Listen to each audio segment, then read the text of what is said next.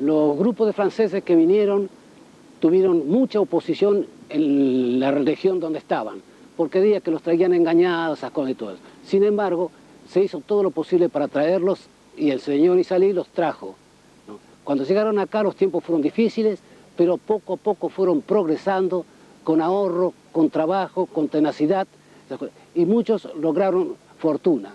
Fue para ellos el paraíso, fue para ellos encontrar la felicidad, la paz que tal vez en Europa no encontraron.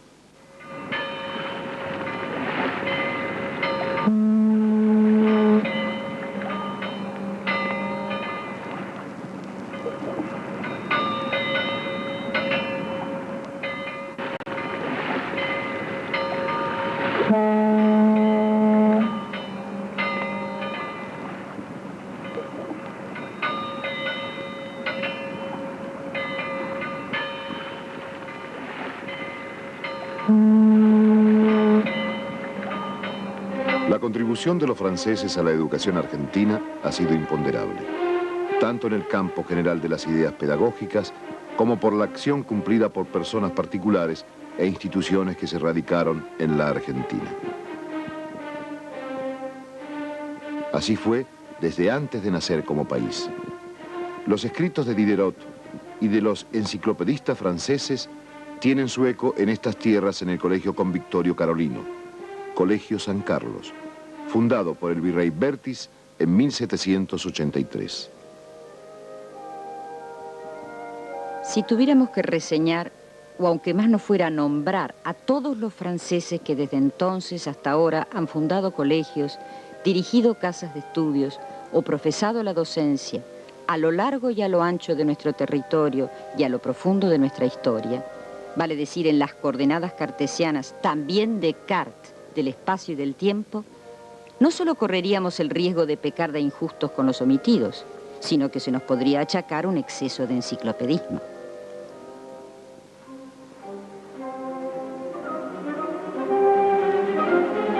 A modo de homenaje y agradecimiento, no podemos menos que evocar la figura de Amadeo Jacques, nacido en 1813 y muerto en 1865, quien redactara el plan de estudios del Colegio Nacional Buenos Aires, del cual fue director. Miguel Cané nos dice de él en Juvenilia.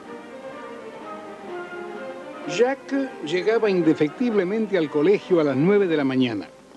Averiguaba si había faltado algún profesor y, en caso afirmativo, iba a la clase, preguntaba en qué punto del programa nos encontrábamos, pasaba la mano por su vasta frente como para refrescar la memoria y enseguida, sin vacilación, con un método admirable, nos daba una explicación de química, de física, de matemáticas en todas sus divisiones, aritmética, álgebra, geometría descriptiva o analítica, retórica, historia, literatura, hasta latín. El único curso de todo aquel extenso programa que no lo he visto dictar por accidente era de inglés. A todo esto, en Francia, Numa Erignac nace en el Aveyron en 1881. 3 años después, su familia se traslada a Pigüé, donde se radica. Siente lo criollo desde su infancia. Estudia en Bahía Blanca, perfeccionándose luego en Buenos Aires con Ernesto de la Cárcova. Viaja luego a Francia, donde continúa con sus estudios y realiza numerosas exposiciones, ganando la medalla de oro en la Exposición Internacional de Toulouse. De regreso al país, trabaja como retratista y realiza grandes composiciones en las que impera la temática criolla. Fue además excelente escultor y arquitecto.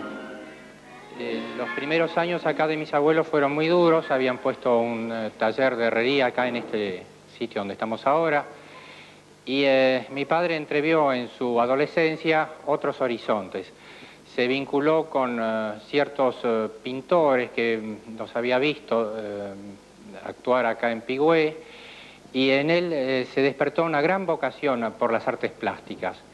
Entonces, a los 18 años, ya adolescente, decidió ir a Buenos Aires. En un taller de la Cárcova le, acentuaron más su vocación y luego decidió entonces irse a Francia, solo, en esos años. Bueno, de de las obras más importantes que hizo, se puede mencionar este cuadro que podemos ver aquí, y una cantidad de cuadros que realizó en Francia, ya egresado de la Escuela de Beaux-Arts de París, y tomó la guerra del 14. Luego, en el año 18, cuando se firmó el armisticio, volvió aquí a la Argentina. Se casó, nacilló, acá hizo los monumentos, el monumento de Cabaneta, del fundador, de los hijos de Pigüé, de Cassey, y en Francia dejó también una abundante obra pictórica en la zona oriunda del Aveyron. Como había vivido su infancia aquí en la Argentina, en esa época todavía había muchos gauchos, entonces en Francia pintó muchos motivos criollos, los cuales todavía se encuentran en Francia, y cuando vino acá a la Argentina trajo una colección grande de cuadros pintados en Francia, es decir que era un gran intercambio cultural de plástica entre la Argentina y Francia.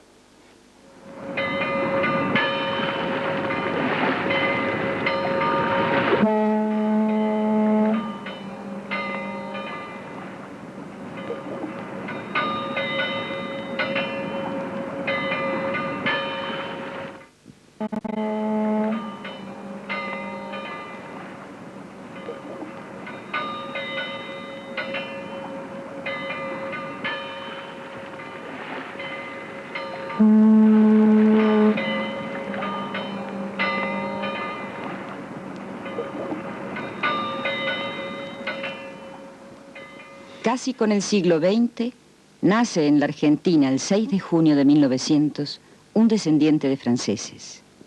Será poeta, novelista, dramaturgo.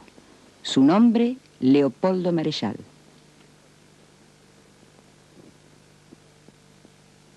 Es particularmente hermosa su versión del clásico Antígona. Trasladada la acción al espacio-tiempo de la conquista del desierto, su protagonista, Antígona Vélez, dirá de quien ordena su muerte. El hombre que ahora me condena es duro porque tiene razón.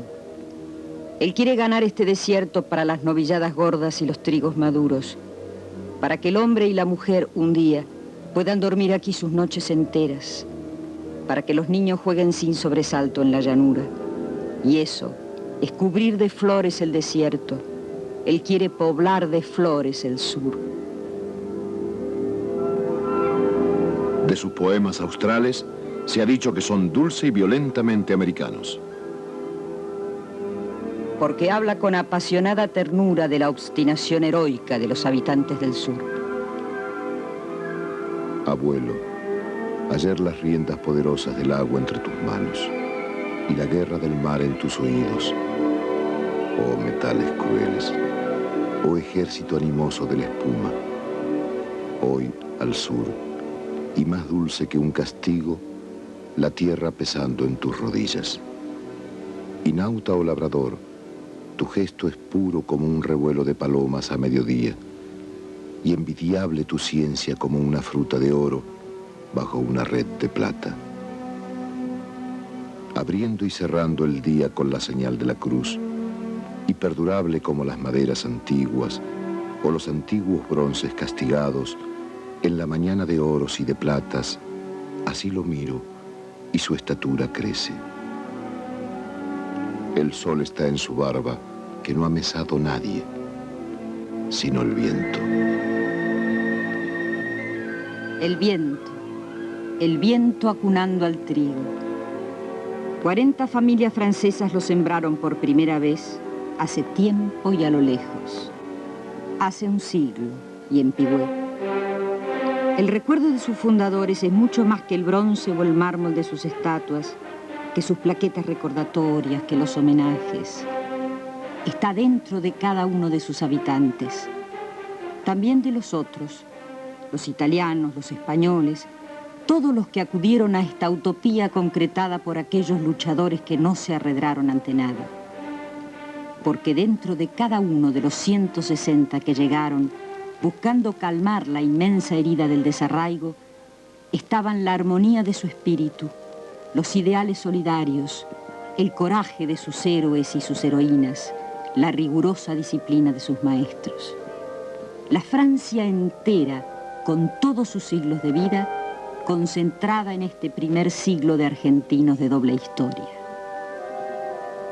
Tal vez alguien pueda señalar que el norte de Francia también nos dejó mucho, que no se ha hablado todavía del invalorable aporte de sus científicos, de la enorme influencia de la cocina francesa en nuestros hábitos de comida, de la exquisita huella que dejaron los viñateros franceses. Pero el homenaje bien vale el riesgo. Así como nos han regalado una próspera ciudad e incontables generaciones de argentinos, bien podemos sintetizar en el sur, en el mediodía francés, todo el esplendor de sus mañanas, la dulzura de sus tardes y la magia de sus noches.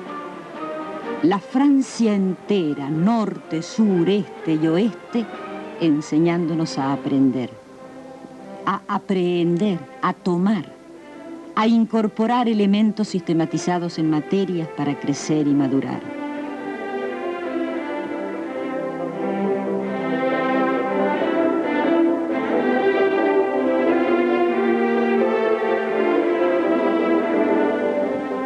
Y cuando el maestro es el más grande de todos ellos, cuando es la naturaleza la que despliega sus encantos, cuando como en pigüelas materias son el cielo, las nubes, las sierras, el viento, el agua, los animales, las flores, los árboles y los surcos. Lo que crece y madura es la conciencia de lo adquirido, sin la cual no puede ni siquiera intentarse el reconocimiento de lo propio.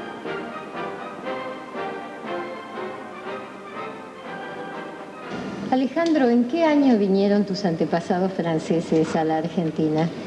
Mis antepasados vinieron en el año 1840, en la época de Rosas, a conocer el país y pusieron una empresa de carretas que iba desde la provincia de Buenos Aires hasta la capital. Son algo así como tus tatarabuelos, sí, ¿no? Decime, ¿en tu casa se habla de lo que es Francia, de lo que han sido tus antepasados franceses? Sí, se conversa casi diariamente. Y aquí nos acompañan también dos hijos de franceses. ¿Ustedes son hijos, nietos de franceses? Exacto, sí. Mis abuelos son franceses, mi padre vino aquí desde muy chico. Entre su núcleo familiar sí fueron muy arraigadas las costumbres.